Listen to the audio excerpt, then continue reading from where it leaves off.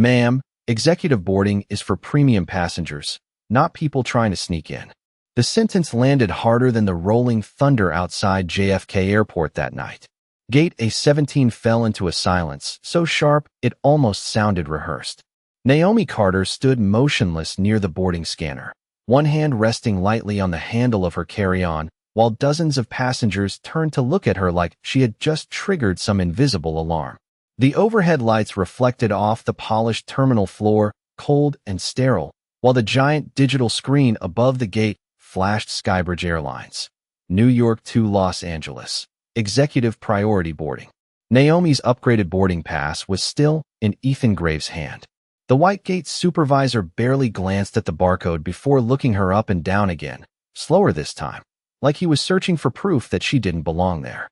Black hoodie, travel jeans, white sneakers, no designer labels, no jewelry, no assistant. His jaw tightened with quiet confidence.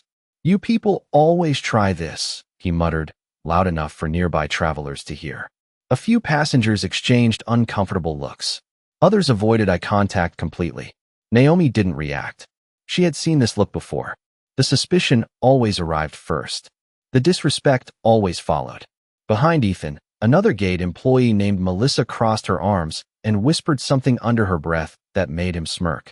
A wealthy white couple seated near the boarding lane glanced over their champagne glasses with expressions that felt less curious and more satisfied, like they had already decided how this story ended. Naomi calmly extended her hand. "My boarding pass," she said evenly. Ethan ignored the request. "I need another form of identification. You already scanned it. And I'm scanning it again." His voice sharpened. "Because something doesn't add up." The terminal air shifted. A young black father standing nearby with his two daughters slowly pulled them closer to his side. A college student wearing headphones lowered his phone and started watching. Near the service desk, a young Latina trainee named Sofia Reyes looked up from her monitor, confusion spreading across her face. She had seen the boarding profile only minutes earlier. Priority executive clearance. Internal VIP designation. Yet Ethan was treating the woman in front of him like a gate crasher. Naomi reached slowly into her hoodie pocket and handed over her ID without argument. Ethan examined it for less than 2 seconds before shaking his head. "This can't be right.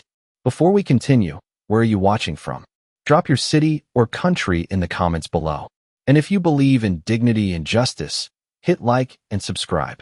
These stories spark change, and we're glad you're here. Now, back to Naomi Carter. The storm outside rattled the terminal windows as Ethan suddenly tore the boarding pass straight down the middle. Gasps rippled through the gate area. Even Melissa blinked in surprise. The ripped paper fluttered onto the floor between them. "You'll need to step away from executive boarding," Ethan said coldly. "First-class passengers are trying to board." Naomi looked down at the torn ticket for a long moment. Her face never changed, but something about her silence made the atmosphere heavier. Like the entire terminal had just crossed a line it didn't fully understand yet.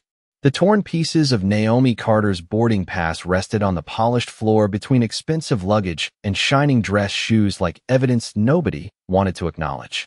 Ethan Graves folded his arms with the confidence of a man who believed the room would automatically side with him. Around gate A17, passengers pretended not to stare while staring anyway.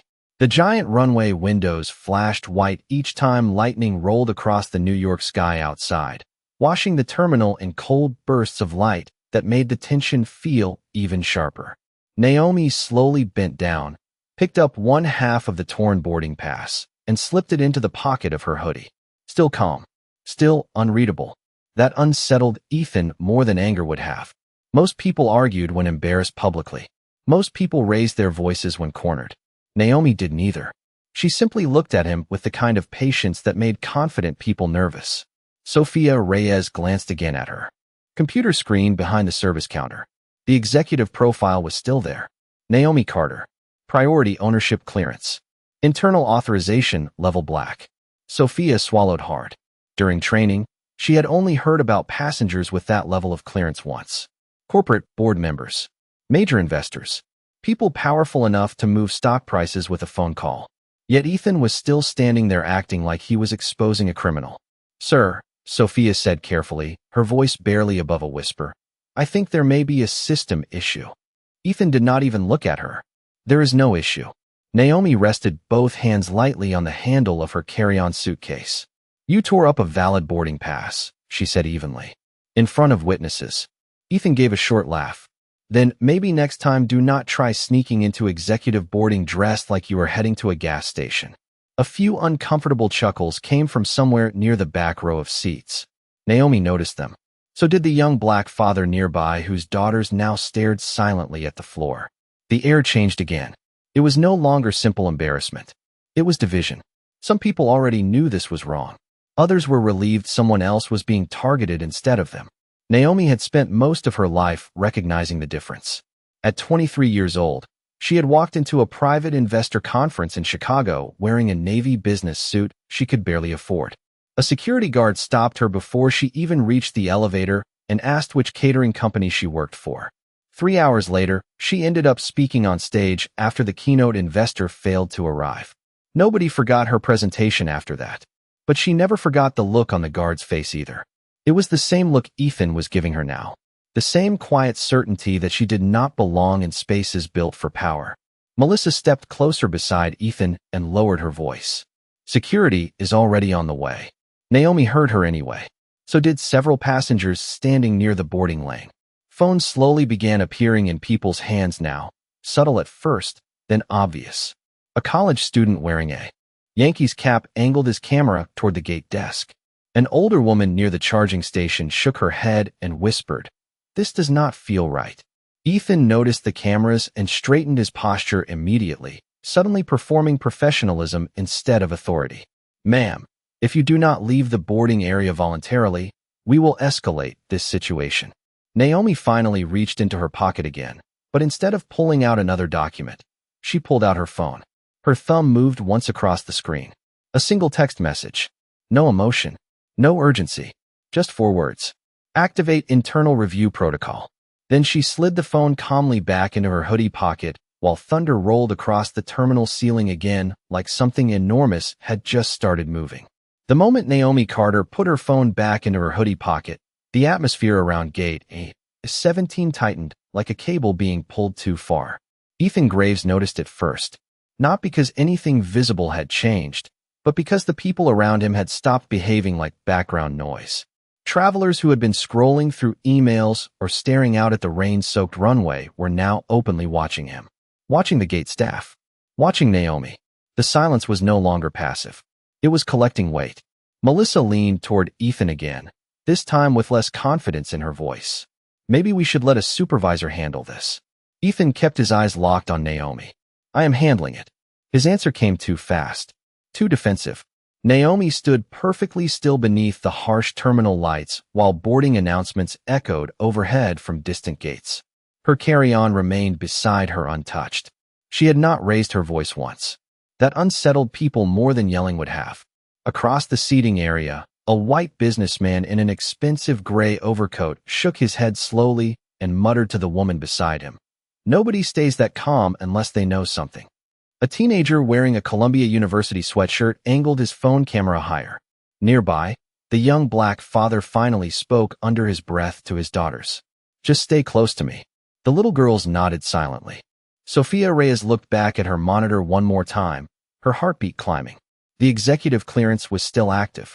Internal shareholder protection level. Corporate oversight access. She swallowed hard as another detail flashed across the system in red text. Real-time executive notification triggered. Her eyes widened. Somebody at the highest level of the airline had already been alerted. "Ethan," she whispered carefully, "I really think you need to stop this." Ethan turned toward her sharply enough that even nearby passengers looked over. "You are a trainee. Do not tell me how to do my job."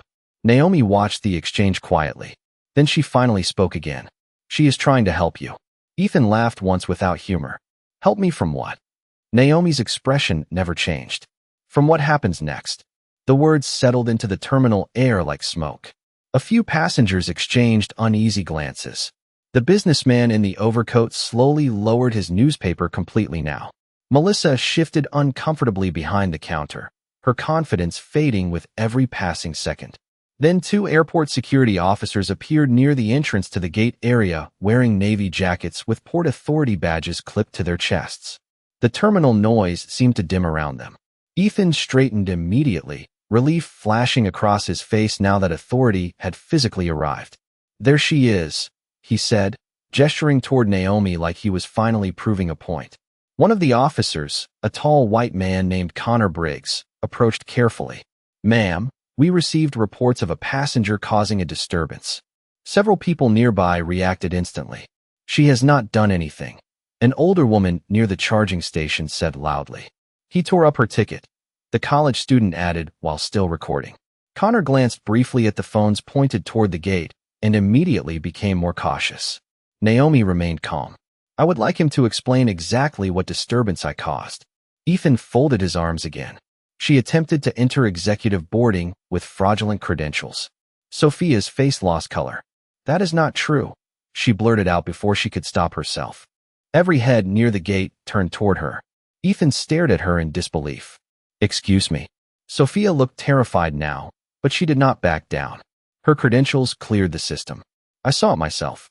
The terminal seemed to freeze for one long second. Naomi finally looked directly at Sophia for the first time. Not grateful, not surprised, just steady, like she had been waiting to see who in the room would remember the difference between policy and prejudice. The silence after Sophia Reyes spoke felt heavier than the thunder outside the airport windows. Gate A17 had completely stopped pretending this was a normal boarding delay. Passengers were no longer casually observing. They were choosing sides.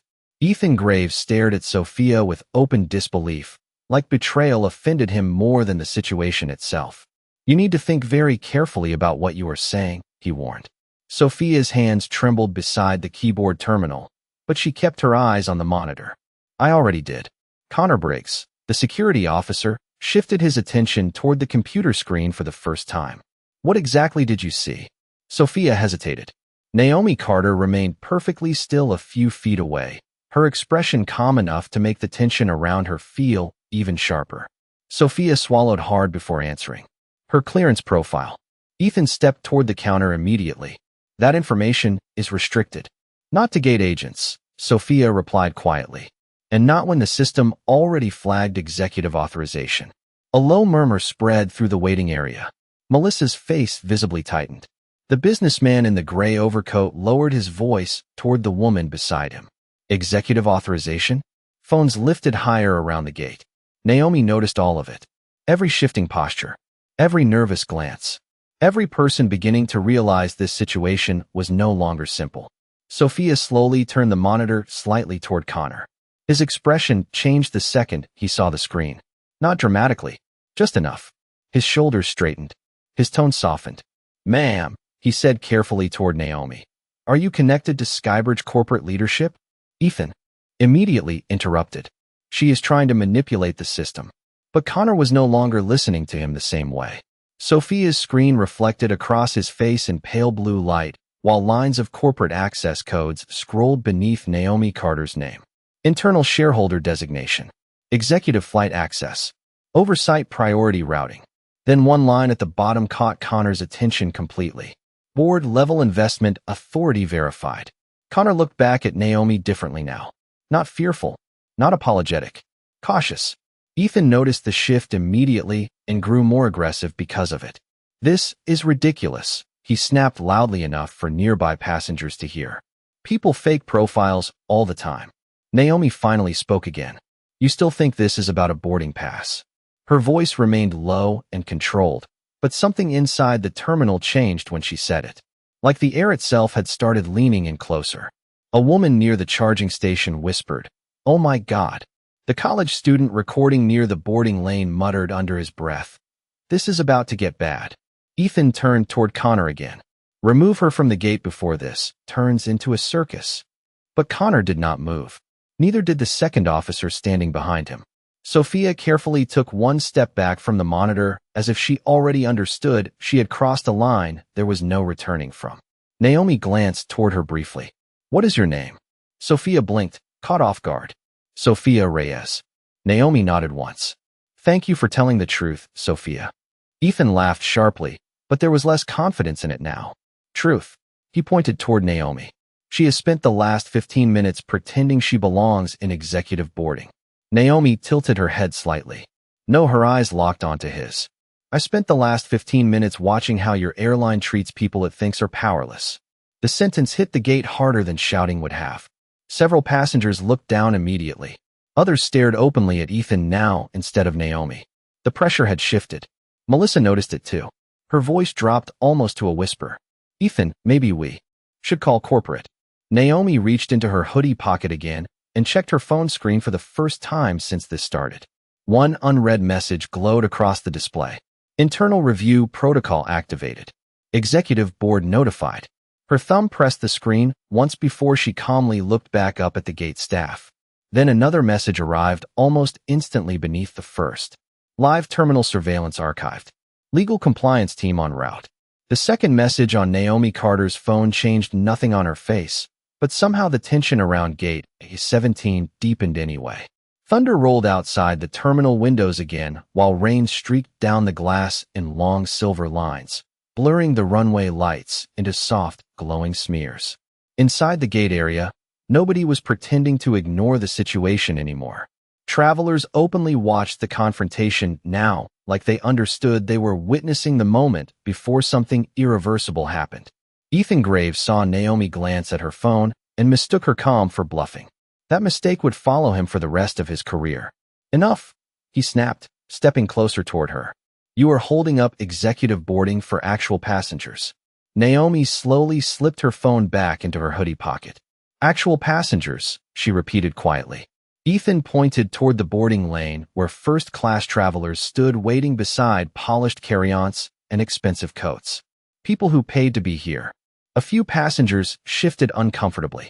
Connor Briggs looked increasingly uneasy, but before he could speak, Ethan reached down suddenly and grabbed the handle of Naomi's carry-on suitcase himself. You need to leave the gate area now. The entire boarding section reacted at once. Do not touch her property. The older woman near the charging station shouted immediately. Phones lifted higher. The college student recording muttered, "Oh, this just got worse." Naomi's hand remained calmly resting at her side, but her eyes changed for the first time all night. Not anger. Something colder. Something older. For one brief moment, the terminal around her disappeared completely. 27 years earlier, Naomi had stood alone inside a crowded airport in Atlanta after a delayed connecting flight to Boston.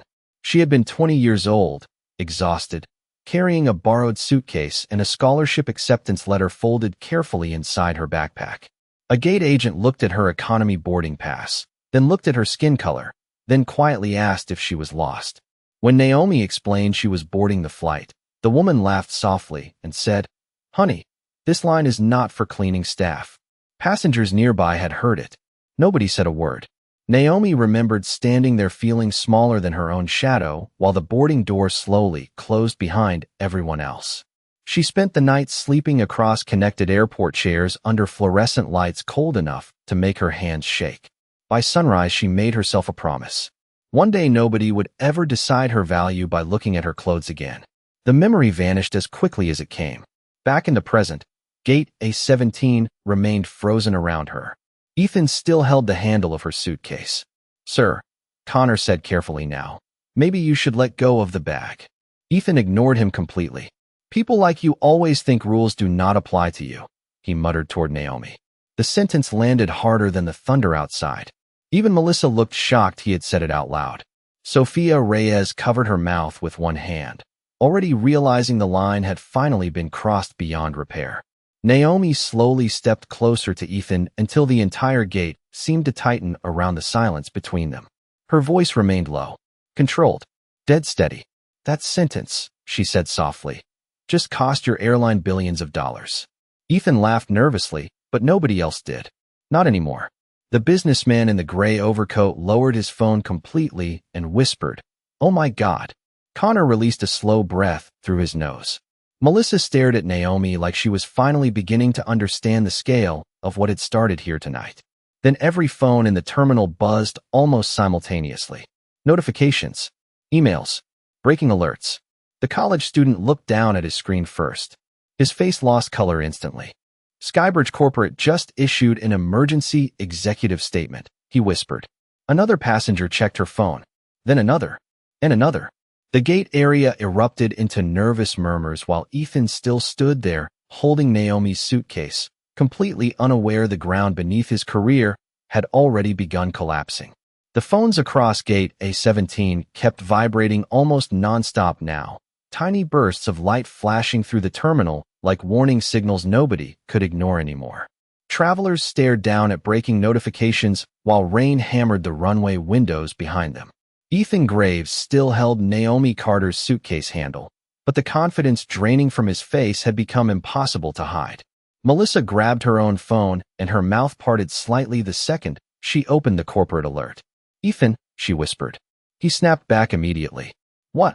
But she did not answer right away. Her eyes stayed fixed on the screen. Around them, passengers were reading the same message. Skybridge Airlines initiates emergency internal compliance review following executive-level incident at JFK Terminal A17. Connor Briggs slowly released Naomi's suitcase handle from Ethan's grip and stepped back half a pace.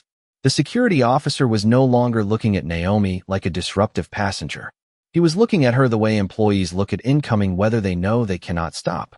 Naomi stood calmly beneath the terminal lights while conversations erupted quietly all around her. Executive-level incident. Who is she? What did they do? Sophia Reyes stared at the monitor in front of her again as new authorization windows suddenly opened across the system automatically. Internal legal preservation activated.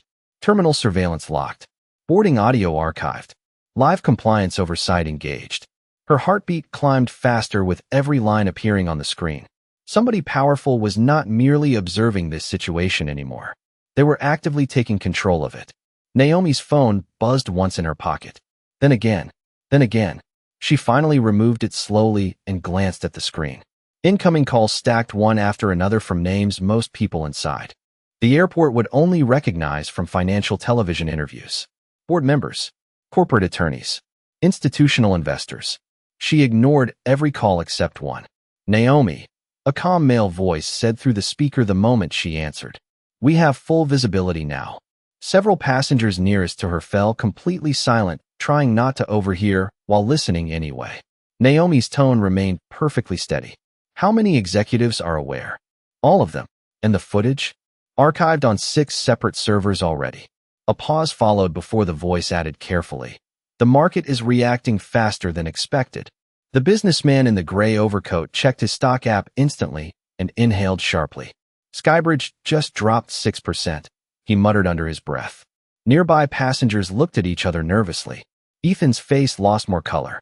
Naomi glanced briefly toward him before speaking into the phone again. Freeze tomorrow morning's merger announcement. This time, even Melissa gasped softly. The voice on the phone hesitated only 1 second. That is a $12 billion deal. Naomi's eyes never left Ethan. Not anymore.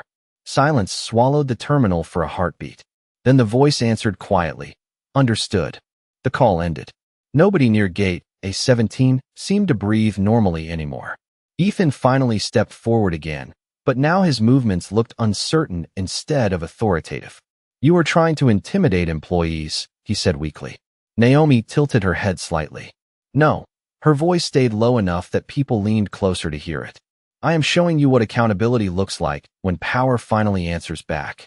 Thunder cracked above the airport roof hard enough to rattle the windows.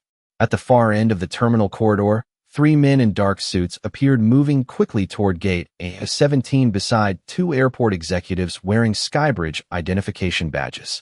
Melissa saw them first. Her face went pale instantly. Connor turned toward the approaching group and straightened his posture automatically. Sophia covered her mouth with one trembling hand. Ethan followed everyone's line of sight toward the corridor and finally understood. Something terrifying. Nobody was coming to protect him. They were coming because of him. The group approaching gate A17 moved with the kind of urgency that makes crowded airports suddenly feel small. 3 corporate security advisors in dark suits walked beside 2 senior Skybridge executives whose faces were already familiar to anyone who followed airline business news. The moment passengers recognized them, whispers spread through the terminal like electricity. Ethan Graves stepped backward instinctively as the executives crossed the boarding lane without even looking at him first. They looked at Naomi Carter. Every single one of them. The taller executive, a silver-haired man named Richard Holloway, removed his glasses the moment he reached her. "Miss Carter," he said carefully, almost breathless from moving so quickly through the terminal. "We came as fast as we could." The entire gate fell silent. Not quiet. Silent. Ethan's face emptied completely. Melissa looked like she had stopped breathing. Connor Briggs straightened immediately, while Sophia Reyes stared at Naomi with wide eyes that already knew the answer before anyone said it aloud. Naomi remained calm beneath the harsh terminal lights, while rain crashed against the runway windows behind her. "You took your time," she said evenly. Richard lowered his voice. "The board emergency session started 6 minutes ago." Naomi glanced briefly around the gate area, where dozens of passengers still stood holding phones toward them. "Good," she replied softly. "They should see this." Ethan finally forced words out through a tightening throat. "What is going on?" Nobody answered him immediately. That silence hurt him more than yelling could have. Richard turned slowly toward Ethan and Melissa for the first time. The disappointment on his face looked personal. "You initiated a discrimination escalation against a board-level executive shareholder." Melissa's hand flew to her mouth. Ethan shook his head instantly. "No, there has to be some mistake." Naomi looked directly at him. "No mistake." Her voice stayed calm enough to make the entire terminal lean closer. "I own 31% of Skybridge Airlines." The sentence hit harder than the thunder outside. Several passengers gasped openly. One woman dropped her phone against her carry-on bag in shock. The businessman in the gray overcoat whispered, 31%.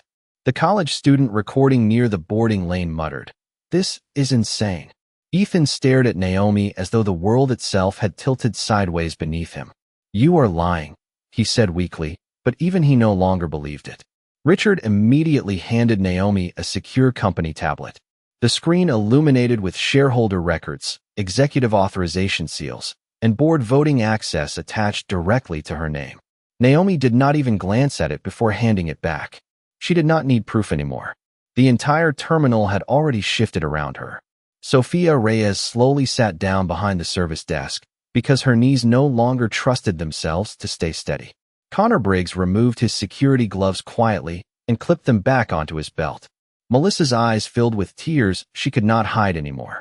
Ethan remained frozen beside the boarding scanner, still standing exactly where he had torn Naomi's ticket apart less than half an hour earlier. Naomi stepped toward him slowly. Not aggressively, just deliberately. "You thought this was about first-class seating," she said softly. "It was never about the seat." Nobody around them moved. Nobody even checked their phones now. "I came here tonight because Skybridge received 23 discrimination complaints in the last 8 months, Naomi continued. "Complaints your managers buried before corporate oversight could investigate them." Richard lowered his head slightly beside her because he already knew she was right. Naomi's eyes never left Ethan's face. "I wanted to know whether the culture inside this airline was actually broken." She paused one long second while the rain battered the glass behind them. "You answered that question for me the moment you looked at a black woman in a hoodie and decided she could not possibly belong in executive boarding." Ethan's lips parted slightly, but no words came out. Naomi's expression never changed. "You did not embarrass me tonight." Her voice dropped even lower. "You exposed your company in front of the entire country." The collapse started quietly. That was the part nobody at Gate A17 expected. There was no screaming, no dramatic outburst. Just the sound of phones vibrating across the terminal as headlines began spreading faster than the storm outside. Skybridge shareholder incident erupts at JFK. Executive investor publicly humiliated during boarding dispute. Video footage under corporate investigation. Travelers refreshed their screens in real time, while financial analysts on cable news channels started mentioning Skybridge Airlines live on air.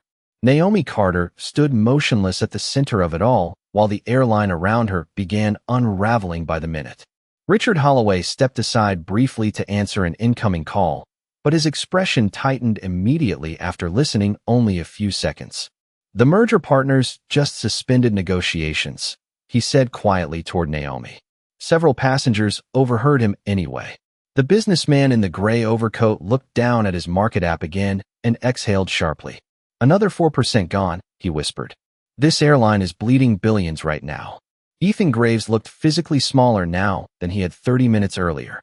His authority had vanished so completely, it almost seemed unreal. Melissa sat behind the service counter staring blankly at her darkened monitor while tears rolled silently down her face. Sophia Reyes remained frozen beside the terminal keyboard, overwhelmed by how quickly everything had exploded beyond the gate itself. Naomi finally looked toward Richard again. Status on executive review? Richard answered immediately. The board voted unanimously to initiate emergency restructuring procedures. A few nearby passengers gasped softly at the phrase. Emergency restructuring inside a major airline did not happen because of delayed flights or bad weather. It happened when trust collapsed publicly. Connor Briggs stepped farther away from Ethan now, unconsciously distancing himself from the center of the disaster. Naomi noticed it. So did everybody else. Then Melissa's employee badge suddenly emitted a sharp electronic tone. Red. Light. Access denied. She stared down at it in confusion. 1 second later, Ethan's badge did the same thing. Another red flash. Another harsh tone cutting through the terminal silence. Ethan grabbed the badge from his jacket immediately, like physical pressure could somehow reverse what was happening. No, he muttered under his breath. Richard's voice remained cold and professional. Per board directive, your system credentials have been suspended pending legal review. Ethan looked around desperately at the passengers recording him from every angle now. The same crowd he had expected to support him earlier had completely turned. The older woman near the charging station shook her head slowly. All because she wore a hoodie, she said quietly. The young black father pulled his daughters closer while watching Ethan lose everything in real time. Remember this, he whispered softly to them. This is why character matters. Naomi's phone buzzed again. This time she answered on speaker without hesitation. Naomi, a woman's voice said immediately. Major investors are requesting an emergency press conference before markets open tomorrow morning. Naomi glanced once toward Ethan before answering. Schedule it. And the employee terminations? Naomi's expression never changed. Proceed. Melissa covered her mouth and began crying openly now. Ethan stared at Naomi like he still could not fully process who had been standing in front of him the entire time. You are destroying people's lives over one misunderstanding, he said weakly. Naomi looked at him for a long moment before answering. No. Her voice stayed calm enough to make the truth feel heavier. Your decisions destroyed your lives. The terminal remained completely silent around her. You looked at me, Naomi continued softly, and decided I needed to prove I belonged before you treated me with dignity. That was the real policy here tonight. Not safety, not verification. Assumption. Outside the windows, flashing lights from arriving media vehicles began reflecting across the rain-soaked pavement below. News crews were already arriving at the airport. The entire country would know this story before sunrise. Naomi looked around the gate one final time, taking in the phones, the silence, the shame hanging over the terminal like smoke after a fire. The dangerous part, she said quietly, is not that this happened to me. Her eyes settled briefly on the young black father and his daughters nearby. It is how many people this happened to before somebody powerful finally walked through your gate. By the time the boarding doors reopened at Gate A17, the terminal no longer felt like an airport. It felt like the aftermath of something historic. News alerts continued spreading across phones while television screens mounted above nearby bars switched from weather coverage to financial headlines about Skybridge Airlines. Passengers who had planned to spend the evening flying quietly to Los Angeles now stood inside a national story unfolding in real time. Naomi Carter remained at the center of it all, without raising her voice once. Rain still crashed against the runway windows outside, but inside the terminal the storm had already moved into the people themselves. Richard Holloway approached Naomi carefully while corporate staff rushed behind him carrying tablets, phones, and printed legal documents. The board approved your recommendations unanimously, he said quietly. The executive culture audit begins tonight. Naomi nodded once. And the employees who buried the complaints? Richard's expression hardened. All under review before sunrise. Nearby passengers exchanged stunned looks. The scale of the fallout no longer sounded like punishment. It sounded like reconstruction. Ethan Graves stood near the boarding scanner without his badge clipped to his jacket anymore. The red suspension light still blinked faintly across the disconnected device in his hand. Melissa remained seated behind the counter staring silently at the terminal floor while airport staff quietly packed away company equipment around her. Connor Briggs had already stepped aside entirely, choosing distance over involvement now that the truth stood fully exposed beneath the fluorescent lights. Naomi slowly picked up her carry-on suitcase herself this time. Nobody tried stopping her. Nobody questioned her credentials. The entire terminal shifted subtly out of her path as she began walking toward the boarding lane. Then a voice called out from behind her. "Ms. Carter." Naomi turned slightly. It was Sophia Reyes. The young trainee looked overwhelmed, exhausted, and terrified all at once. "I just wanted to say I am sorry," Sophia whispered. Naomi studied her for a moment before answering. "For what?" Sophia swallowed hard. "For not speaking sooner." Naomi's expression softened for the first time all night. "You spoke when it mattered." Sophia's eyes filled immediately. Around them, several passengers lowered their phones slightly, almost respectfully now. The young black father standing with his daughters gave Naomi a small nod she understood instantly, without words. The little girls looked at her differently than they had earlier. Not nervously anymore, like they had just watched possibility become real in front of them. Naomi stepped toward the jet bridge entrance while cameras from arriving media crews flashed through the terminal windows behind airport security lines farther down the concourse. Reporters were already gathering outside the gate area, hoping for a statement before markets opened the next morning. Richard leaned closer beside her. "Public relations wants to know if you plan to address the media tonight." Naomi paused beside the boarding scanner, where half of her torn boarding pass still rested near the edge of the counter. She picked it up slowly between her fingers and looked at the ripped paper for one quiet second. Then she turned toward the crowded terminal one final time. Phones lifted again. Nobody spoke. Naomi's voice remained calm enough that every person near the gate leaned closer to hear it. "People think discrimination always looks loud," she said softly. "Sometimes it looks like suspicion, like delayed service, like being asked to prove yourself while others walk through unquestioned." The terminal stayed completely still around her. Tonight was never about a seat on an airplane. Her eyes moved briefly across the passengers, the staff, the cameras, the storm outside the glass.